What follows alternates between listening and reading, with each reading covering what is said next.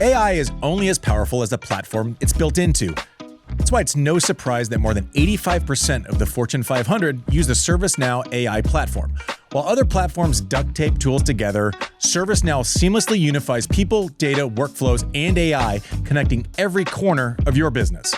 And with AI agents working together autonomously, anyone in any department can focus on the work that matters most. Learn how ServiceNow puts AI to work for people at servicenow.com.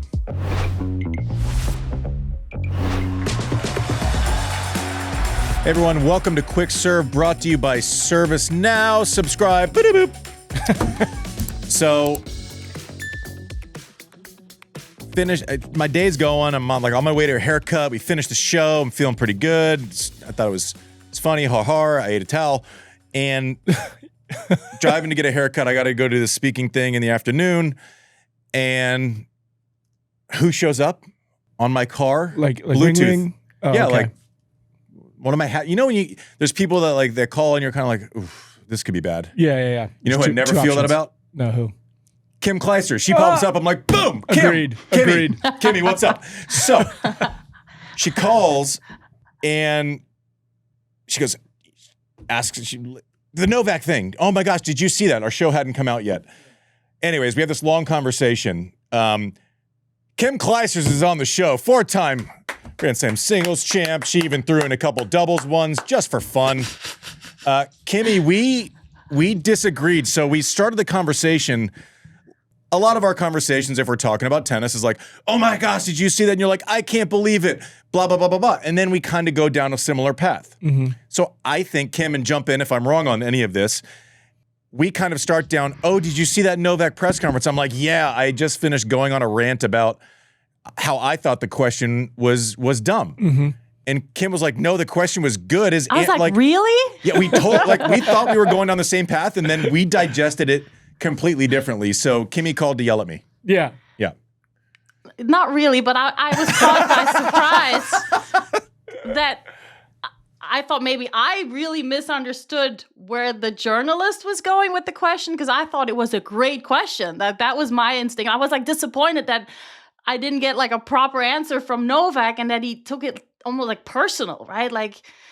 So I really, still feel like, it would have been really nice to hear the question answered and to hear about how is it tactically different, how is it mentally different, how is it physically different at this stage in his career compared to how it was when he was a teenager or in his early 20s. I thought it was a great question. And then I called you and I was like, really, is it do I not speak good enough English? Is it my lack of English that is misunderstanding this? If it's anyone who doesn't speak good English, that's me. That's yes. Techie Sean, if someone didn't listen yesterday, can you replay the Novak clip? And then I'm going to tell you how I digested it, and Kim's going to tell me why. We are going to get to tennis, by the way.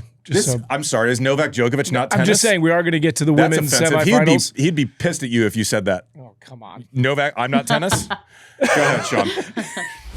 Well, in the early part of your career when you were chasing Roger and Rafa for titles, and now at the back end of your career, you're chasing Jannik and Carlos. I'm chasing Jannik and Carlos? In which sense? In terms of winning Grand Slam titles just right now.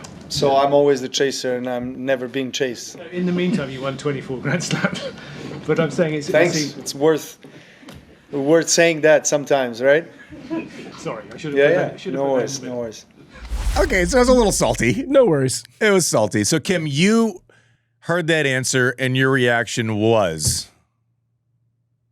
I heard the question and the answer, but the question to me was the early part of your career and the back end of your career. He's only talking about those two periods. I think we all know, and every member of the media, we've heard plenty of bad questions in the media room over the years, right? You've had them, I've had them, where you laugh and you think but I feel this was, I think a really, really interesting and good question. And nobody doubts or nobody questions the 15 plus years that he was the most dominant player, that he is the greatest player to play the sport. Nobody talks that or wants to make light of that situation. But I think it was really just focused on the early stages and the last stages where he's still trying to win titles. And how is that different, against Alcaraz and Sinner compared to Rafa and Roger. And yeah, I was kind of curious to hear about his different approaches and how he's mentally different. And I thought it was a really good question because I love Novak's brain too. Like I love how he tries to, the things that he does off court to be healthier and to recover faster. And it's so new in the tennis world. Like he's always, been like the different kind of approach guy. And I found that really interesting. So I thought, yeah, we're going to hear a really, really good answer to this question. So we'll talk about his brain. We talk about how disciplined he is. Are we going to leave out the fact that forever and a day he's needed to pick a fight to win a fight? I actually said that yesterday. Right? Like if it's a journalist, if it's his base level of like, I'm going to kill you is sometimes based in disrespect, right? Whether it's I'm not one of them or this crowd is against me or you said something. So, I mean, has there ever been a top player who kind of responds more to a random fan who yells something or a journalist who asked a question? By the way, the point I made yesterday, Kim, was like, so the journalist kind of just, I think you could have said you chased and then you dominated and you were being chased. And now you're back in the position where you're kind of chasing two guys again, right? Are there any similarity? Like there's no time limit on questions. And I think it would have been too easy to just fill the middle. Well, he did have a follow-up. That the reporter did have a follow-up that was and he apologized, right? It was kind of clarifying. Sean, if you could play the follow-up, and then Novak kind of still lets into him a little bit, and then kind of answers the question. Okay. What I'm saying is it possible to compare the way you felt initially when you were chasing Roger and Rafa with now when Jannik and Carlos have split the last 8 slams? Well, I find it a little bit disrespectful that you kind of miss out on what happened in between, where the times when I started chasing, as you say, Rafa and Roger, and now that I'm chasing Carlos and Jannik, and there's probably about 15-year period in between where I was dominating the Grand Slams. So I think it's important to put that in prospect and in perspective. I don't feel like I'm chasing, to be honest. Roger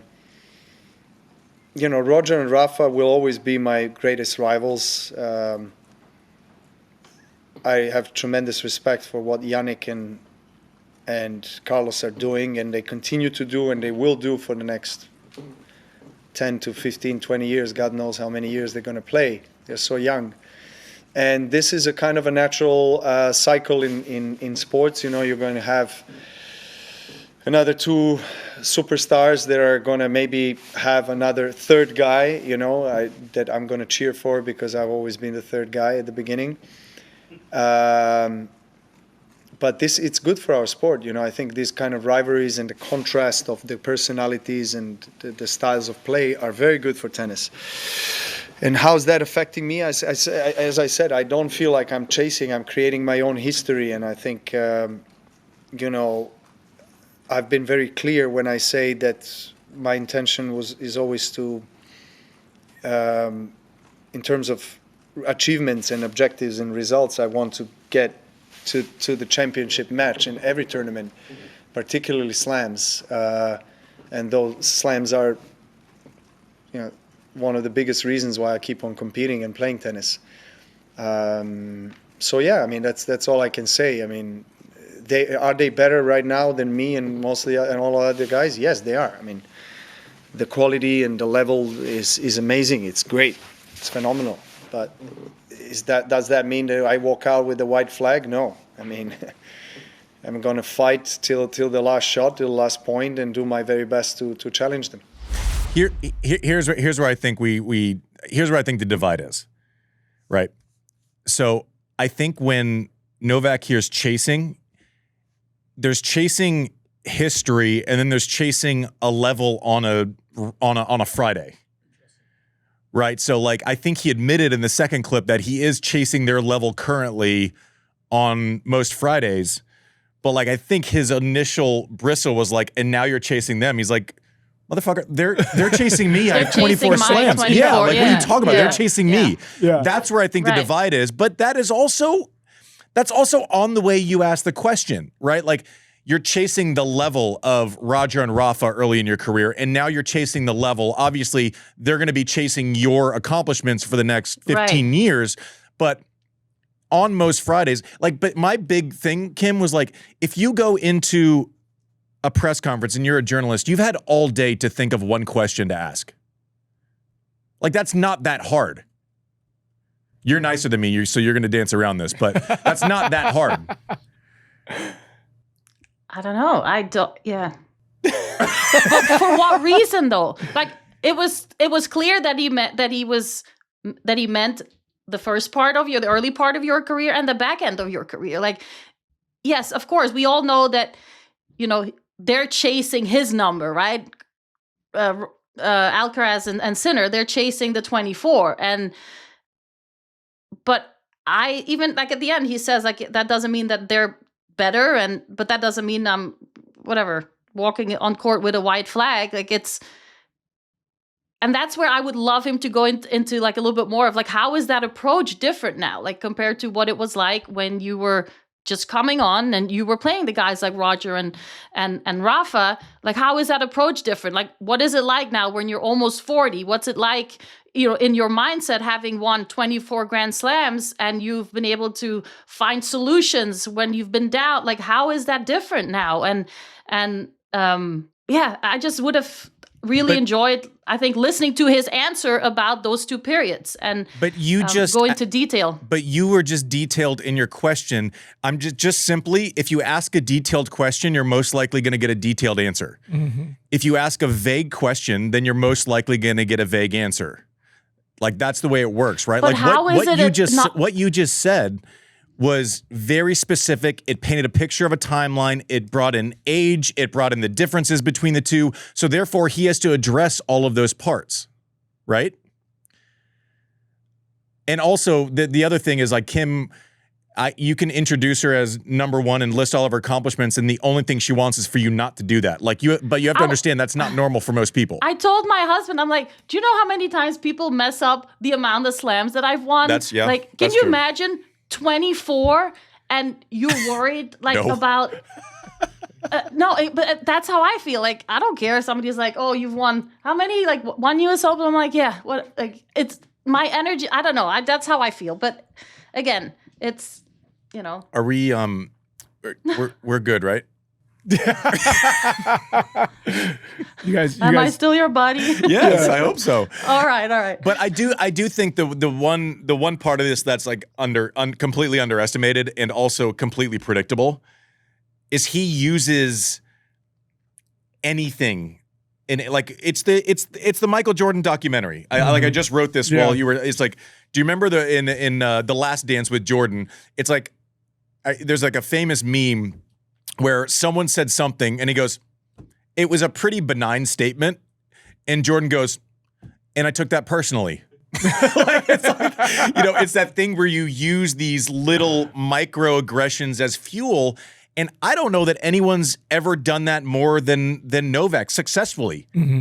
Like he'll pick a fight to win a fight because he needs that brawler mentality, that back against the wall thing, that like scrappy, I'm fine executing if I'm yelling at you for 4 hours. Like he can execute at an extremely high level with that. And I think when it's not there, like think about what the last week of his life has looked like, right?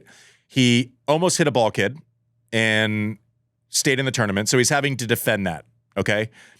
Gets a walkover, and then people are like, oh, that's lucky. He's having to defend that. He's like, I'm not lucky. I'm Novak Djokovic. Like, I can do this. Like, me getting a walkover isn't earth-shattering, right?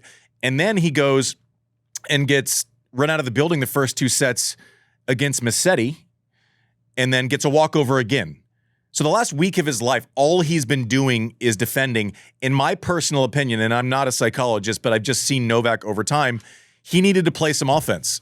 And so I think even like the allowance for a vague response where he can kind of take the narrative, and that's where we are. And we can not like it. I don't disagree that, like, if we had 24, we wouldn't have to get a tattoo on our face for people to understand it. Like, and also this is, don't you think a little bit of this is kind of what he needs going into the center match? He needs to create some friction. Yeah, probably.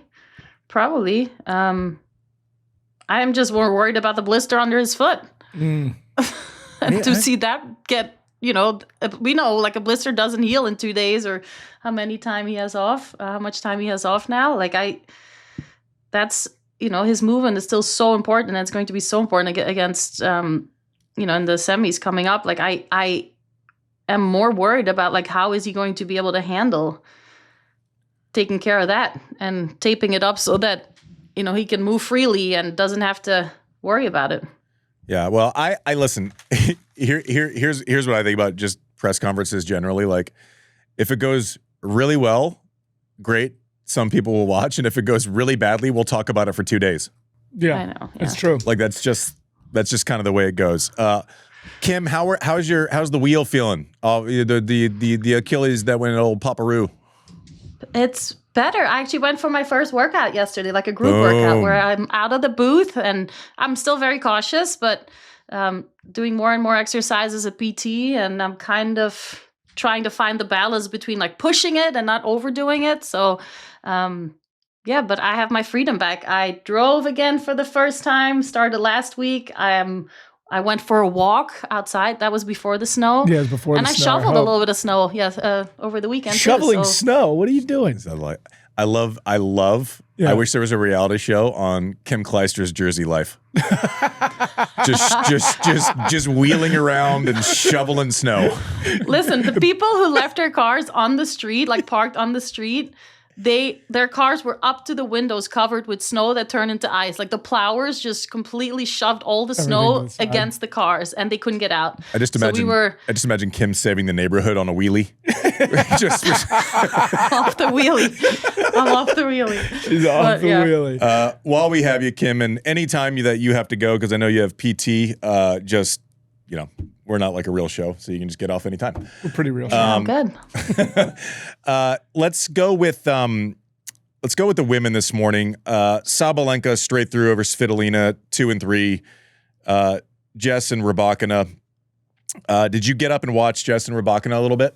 And what were your thoughts? I did. I got up towards the end of the first set, and then turned my phone on. Watched a few games, turned my phone on, and then.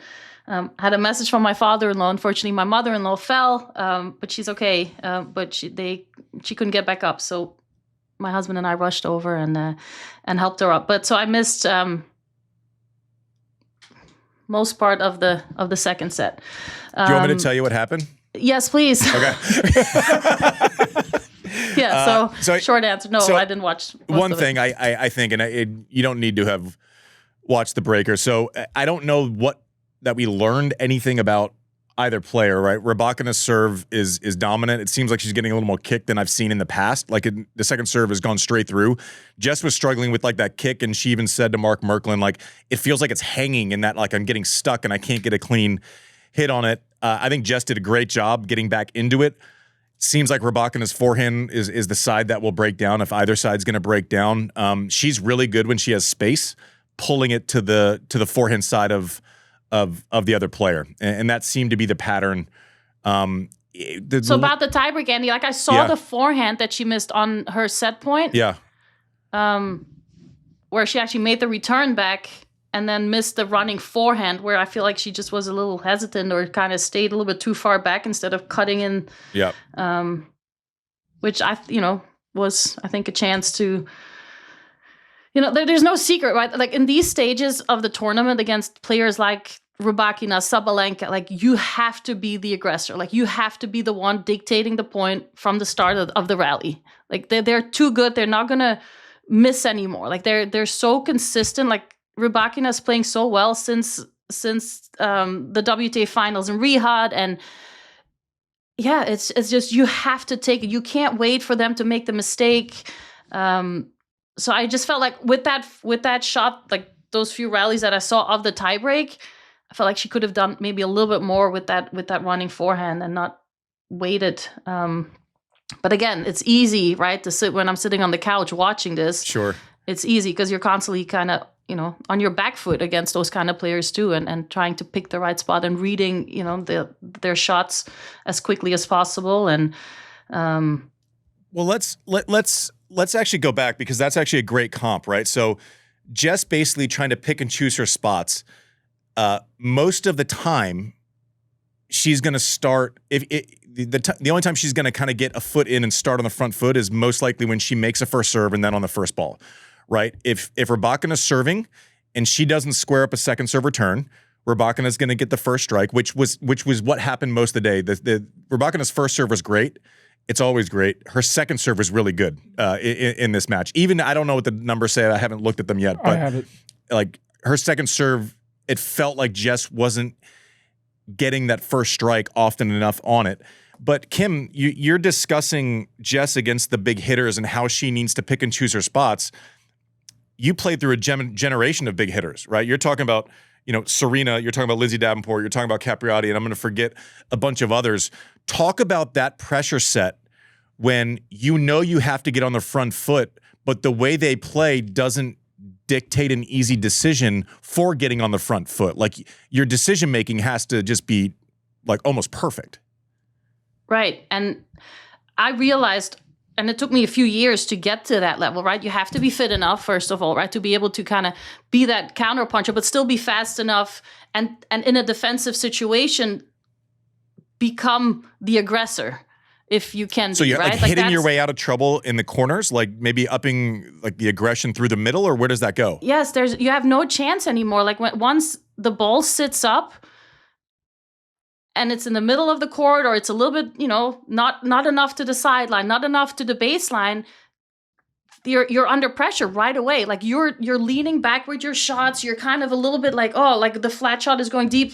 Like, you're constantly on your back foot, like on your heels, like guessing and like, where is it going to go? And like, so that's the tough part, I feel like, when you play these hard hitters. And Serena, I feel like early on had that biggest, Lindsay as well, the biggest impact of like, okay, like, if I don't create urgency with my shots early on in the rally to like hit it to the sideline, hit it as deep as I can, so that I take away their strength, then I'm in trouble. And it's a lot easier said than done when, you have somebody like Lindsay serving great, or Rybakina, like, you're immediately already under pressure. And then you put extra pressure on your own service games, because it's going to be a lot harder to break them. So then you're like, oh, I have to get a high first serve percentage. My second serve has to be good. Like, I have to take risks on my second serve, because otherwise they're going to just dictate, like we saw in match point with that backhand down the line of Rybakina. Like, she just, stepped in.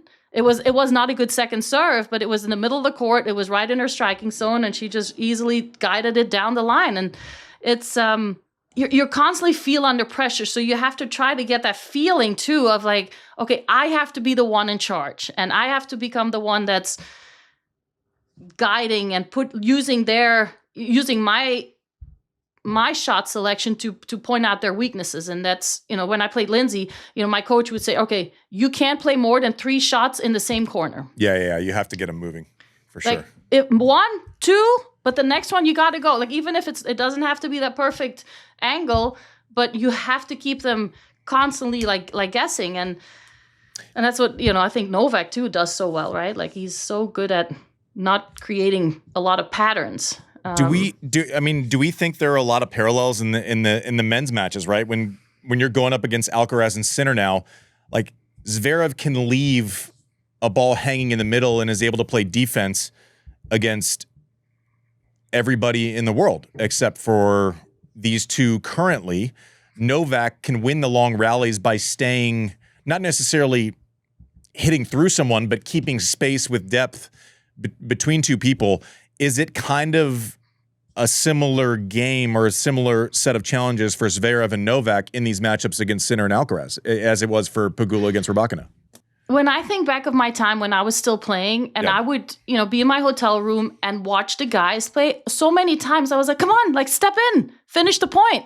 Like, I felt like, if there was a second or a bad return, that they could finish the point a lot quicker. Like, I grew up in a system where you build the points, you wait for the right shot to go for the winner. Like, that was a lot of times, the proper kind of tactic and how tennis should have been played. Over time during my career, I realized like that doesn't work. Like I have to take risks early on, and it may be because I'm a little bit off balance, I'm a little bit out of position, but I have to do it because otherwise I'm going to be under pressure the whole time. But I do think the guys Alcaraz, Sinner, and I think after his last match, Zverev said it that he's really working on trying to make his second shot, so the shot after the serve, to use that as a weapon and to be a little bit more aggressive early on. Like he said that in his press conference, and that is what those guys do now, like Sinner and Alcaraz, like everything that is kind of in that what do you call it, Andy? Like that center area? Like middle of the court? Yes, but like when you take the kids to the beach and the wind, the blower thing, the kite, a kite. A kite. But like, I was like, rhymes with sounds like. We welcome to served Pictionary addiction. Sorry, but like that kind of shape, like in the court, is I feel like whenever the ball lands in that kind of shape, they have to step in, and they do it like Alcaraz and Sinner. Because it's become so physical, and the shots, the rallies last so long, and so whenever you can have a moment to step in and really attack the court, is a chance that you have to take now. One of the things that allows these players to be so aggressive, and I don't think it gets talked enough at like the junior level, like with coaches. So if anyone's listening, it's not just they can hit the ball big and you go feed a bunch of soft ones to your players and tell them to hit it hard, right? Like I think of Venus and Serena when I make this point. When they're warming up and the ball comes slow, do you remember their exaggerated takebacks in warm up, Kim? Yeah, like to early. where, like. Right? Like she's going like as soon as it comes, they prepare their racket. There's no one who can attack those balls. Like, and then you think of the difference between that and Zverev. And he gets picked on his forehand, I think maybe a little too much. It's just not an elite shot, which gets exposed against people that are elite on both sides. Like that's not, but his shot shape is longer and slower on the takeback. Therefore, it's tough for him to make those quick decisions if that kind of technical preparation. But I think that's the non-negotiable for kind of what Kim is talking about with the players that can kind of eat the middle of the court and then distribute like a kite to the to the corners. But that's a big thing, right, Kim? Like there's no one who has kind of like average preparation that can actually distribute the ball like these legends can. Right, and to not be surprised, like let's say Naomi Osaka hits the ball really hard, right? But her backswing is very, like, it's one motion. It's like a whoo, like, and you can't, I feel like if she would take her racket back a little bit sooner, and it's going to take time because she will lose her rhythm a little bit, but if she can take her racket back a little bit earlier, it would make a difference against the girls like the Sabalenkas, Rybakina, those kind of players. And I don't know why I'm thinking about in my head about one of the questions that you got yesterday. I don't know if it was Nelson or somebody where he asked you like if you could pick a shot and you wanted Rafa's his left-handed forehand. Yeah. I don't think you're allowed to pick a left-handed forehand, by the way. I'm sorry, is Rafa not left-handed? Yeah, but you're not. So great. So that's you're proving my point. I have this side and I have this side. And if I need to return, I can still return with my shitty little backhand. This is off the rails here. Best case scenario. Sorry, Mike and Sean. But I do think, like when I heard you, I immediately go into like my childhood and why my backhand. Like we had to practice so many left-handed forehands in the mini court to really get the angles. And I'm like, Andy should have done that. Okay, thank you. Between you and Andre, Jesus, get off my back. So Sabalenka rolls through Svitolina. That was one of the matchups where you feel like if Sabalenka comes out and plays really well, it's tough. I think that matchup is probably on her racket, maybe more so than the other matchups we've seen. As you look forward to Sabalenka and Rybakina, Kim, give us one thing before you go that each of them kind of have to do well if they want to hold the trophy. Well, I think I think we're going back to the point that we just made, is whoever is able to be the most dominant early on in the rally is going to win the match. And it's, of course, they have to be, the first serve percentages have to be high. They have to be consistent with the return. But if they're both at their best, it's whoever is capable of dictating the point early on. And then, I mean, like, to the second or third shot of the rally is going to win this match. And, you know, we're probably going to see a little bit more unforced errors because the quality of the shots is going to be high, right? On both sides. It's going to be aggressive. It's going to be low over the net, a little bit flat. And so that's also, you know, there's a few reasons why it's going to be, you know, high risk tennis. But whoever is able to really dictate the points early on is going to win. And yeah. I'm going to tell you one place where I think there could be a pressure release valve for Sabalenka. Yeah. Right? So Rybakina hits, she steps up in the middle of the court. 95% of the time, if you go with pace to the Rybakina forehand, immediately she turns it to the forehand. Like, she doesn't take pace, and she's not able to distribute inside out or down the line. Now, when the ball's coming slow and floating, then she can go either way. But if you're Sabalenka and you're her coach, are you saying, listen, if she gets on the front foot, don't worry about distributing, go hard to that forehand and then just almost give her line, right? Like, shade your movement this way to you, almost like I think there's almost a two-shot pattern available for Sabalenka to get out of trouble sometimes. She's also a better mover, I feel, than Rybakina. Like, she has the variety, and I think Max Mirny has done a really good job with letting her use the slice a little bit more, like coming in, use the volleys. Like, I think, you know, it's a lot harder against a player who hits the ball hard and deep like Rybakina to get into the net and to use that slice to break your opponent's rhythm a little bit. But, you know, I've definitely seen since the offseason and a little bit at the end of last year in Riyadh where she was trying to kind of add a little bit of variety into her game. So I think it's great that, you know, I mean, we always talk about like the greatest players. They're always trying to adjust and learn and add new tools to their game. And like she's doing that. Like, she's not just that hard hitter that, you know, dominates and overpowers their players. Like, she has the variety. And so if she has the chance, I think she's definitely going to try and use some of you know, those new tools I think that she's learned or became more confident in to use them in the finals. So one more question. Who hits the ball harder, Sabalenka, or who hits things harder, Sabalenka or you in a car taking out one of your neighbor's cars in the ice? It wasn't my neighbor's car. Okay. I went to a workout. I finished. The parking lots have all the snow piled up. So the cars are parked a lot further back Yeah, tell on us the more. road. Okay. Yes, I'm building up an excuse, but I have none. I turn back, I drive back, and I had to put a little bit more gas, like I pushed the gas pedal a little bit harder because there was still a lot of ice on the parking lot. So I went back pretty fast, and I turned too close, and I hit my the car parked next to me, and it ended up being one of my boys, my youngest, his mother's car. Oh, no. It's kind of better you know them. Is it? A little scrapey is. McGill. So I took her to, I said, listen, this is my fault. Let's go. I know where I get my car taken care of when something's wrong. Let's go there. Were they like, hi, Kim, another fixed. you He's like, know, what's wrong this time? you know you're a bad driver when you walk into the auto repair shop and they go, hey, Kim. He's like, I have your number. I'm like, thank you. Just send me the bill. Do you think it was just because you were rusty and you need some reps back in the car after your injury?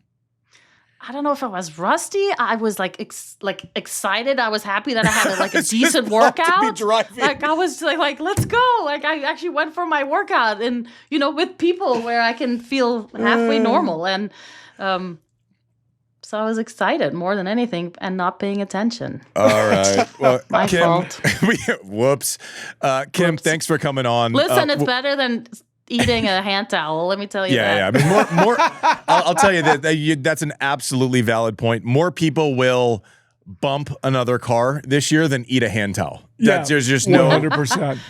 Listen, there's no question. That chef might you may have started a new dish, inspiration to a new creative kind of dish that he's hit going up to make. Chef Sam. If Chef If Sam, but he's going to screw with me though. There's a real opportunity. If he's like, hey, listen, I made a marshmallow. I'm like, is it a marshmallow? A Michelin marshmallow. A Michelin, a mishmallow. A mishmallow. Marshmallow. All right, Kimmy, we love you. Thanks All for right. calling me on my Novak opinion. Always happy to be wrong or confused or something. No, it's not about that. It's just, I don't know. I like to hear your opinion, and I don't know. We're running out stuff all of the days on Serve now. Talk to us about Mike Lovall. When can we see Blair and Kim? Kim, Again? you'll be back in studio next week, and we'll have a new Yes. episode out on Wednesday. We'll be recapping the Australian Open, right? And we're trying to get a special guest still, right? I'm excited about Blair's trip, to hear about it, what it was like down under, and yeah, trying to get someone on air to help us, give us some information about everything that went down and their opinions on the matches. And remind us what day again, Mike, for Wednesdays. Check in with Lovall, Kim, and Blair Henley. We're going to talk tennis. We're going to talk crashing cars. All right, love you, Kimmy. See ya. Good luck with PT. All right, bye, Kim. guys. Kim's the best. She's the best. And I like it because our conversations that we have, that the show we just did, is no different than where we're like bored and driving. No, and normally for me that comes in the package of a voice text. She likes a voice note. Which the voice texts are really enjoyable. My kids, They're so my fun. kids actually love listening to them. It's so good. She's the best. Like my goal is to be as good as her one day, just In general, as like a human. yes. Okay, so I just want to spend 2 seconds kind of just going through balls and strikes and maybe non-negotiables. For the men's matches. Yeah, tonight. Alcaraz Zverev. It goes without saying, you're going to hear a lot of, has-beens like me say Zverev has to serve well, but that's only because he has to serve well. Non-negotiable. I think he has to pick and choose his spots with aggression. I don't know that he can go out there and just say, I'm going to cook every first ball. I do think he needs to randomly come in, even if it's not responsible. I think Carlos just needs to know that there's something different. Like there needs to be a little bit of chaos, right? You almost need to match Carlos's chaos with a little bit of chaos of your own. I wouldn't mind the first couple games on the deuce side if Carlos runs a serve in on the body, pulling that return if you're Zverev and just rushing in, right? The more rhythm you give Carlos, the more he can dance, right? He's like a fighter with great footwork. He's going to feel you out. He gets that rhythm.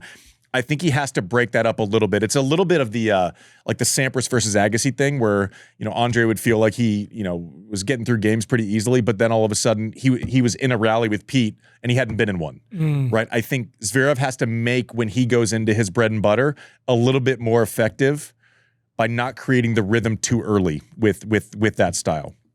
And if you're Carlos, you're going to pick on that forehand side and you're going to try to make him play D off that forehand side. Look early on, if Carlos is seeing the first serve return and squaring those up and getting a lot of first serve returns in play, I think it's going to be a long night for Zverev. One of the things that we saw in the stat dump from Megan from our newsletter, she said there's been no 5-setters in Rod Laver yet this year. Do you think that'll change tonight? There's been 61 straight set men's matches so far, and up from 45 last year, so 50% more. Do you think tonight we're going to see a 5-setter of Rod Laver? Do you think we're going to see these go the distance, or are Sinner and Alcaraz just too informed? My first reaction is no. And also we'll get to I want to get to the second match. I don't know. I don't think so. You'd bet against it. And I think that'd be a pretty safe bet. That all of the other results are on the table outside of just one 5-setter. So I'd bet no. But it wouldn't shock me if Alcaraz Zverev. People forget, and I said it in the last show, 6-6 career head-to-head. This isn't like some, this isn't the matchup issue. Like we talk about the ones that are super lopsided. This isn't that. I think Zverev would tell you that on just not in save the comments. I'm not saying Alcaraz is better or Sinner's better. I'm saying I think Zverev would tell you that the Sinner matchup is tougher for him, right? Simply in the head-to-head, especially the recent head-to-head, probably suggests that also. I just need to think for Zverev to have a chance, he needs a little more chaos. I think he needs to get forward, even if it's random, right? I mean, Carlos is the master at that. You know, taking a non-opportunity and getting in on it. I think Zverev, especially early, needs to flip the script. It's way more important, I think, for him to win the first set than Carlos.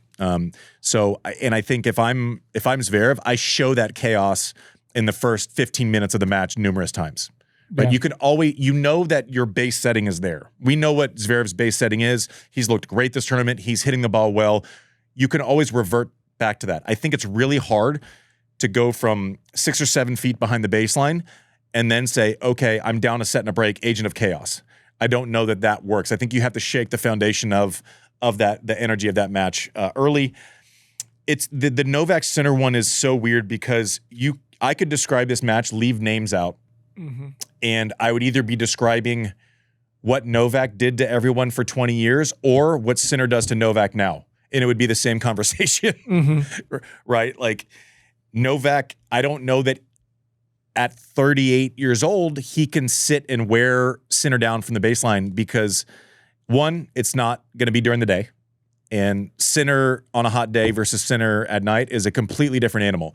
Sinner on a lukewarm day in Paris can play 6 hours, and cooking under the Melbourne sun, we were looking at two sets, not even 2 sets, right? So I think that narrative is out of play. And what Novak used to do to people as far as extending matches, inflicting pain, I don't know if that option is on the table at 38 years old like it was at 32 years old, right? So he has to up the aggression on someone, kind of like Kim was talking about.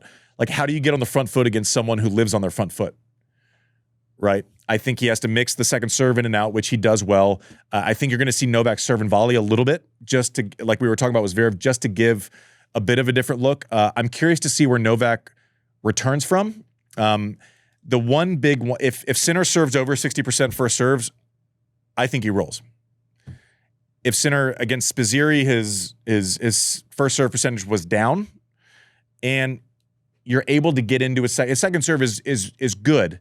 Everything else in his game is elite, right? Novak's really good at returning second serves. If he's getting looks from inside the court and, you know, doing that Novak thing where he hits that kind of floaty hard return that lands 6 inches in front of the baseline, then he's got a shot.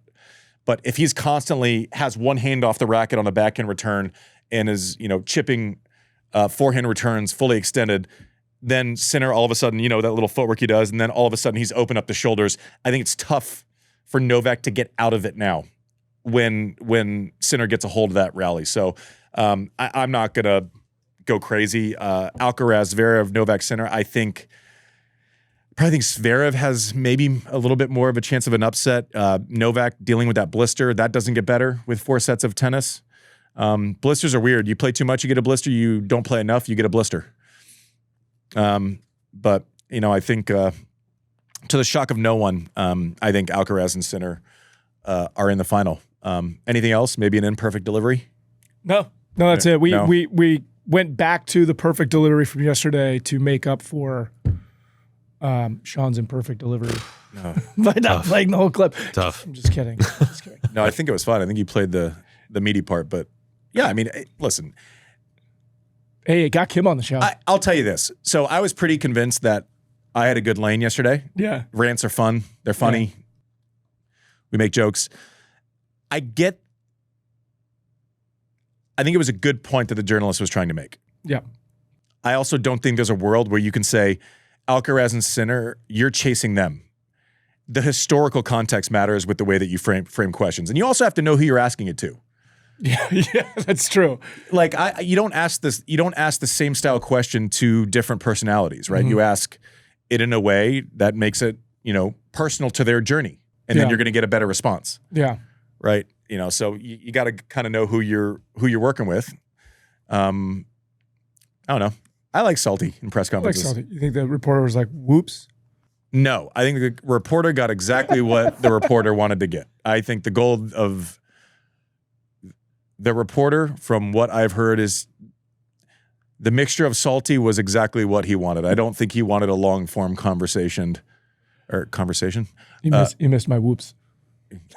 I missed your break room the other day too. Yeah. I keep missing. The whoops thing is a joke. Like literally, the whoop needs to give AO like. I mean, you just pay them cash and an advertising budget. There's either some genius marketer behind all of this, or it was the perfect lineup. I'll just tell you, like, if it comes out that this was because of another sponsor deal that AO has that deals with data, which I suspect it might. Yeah. It opens the door to two things. One, by publicly making people take them off, all they've done is gifted Whoop hundreds of millions of dollars in free advertising.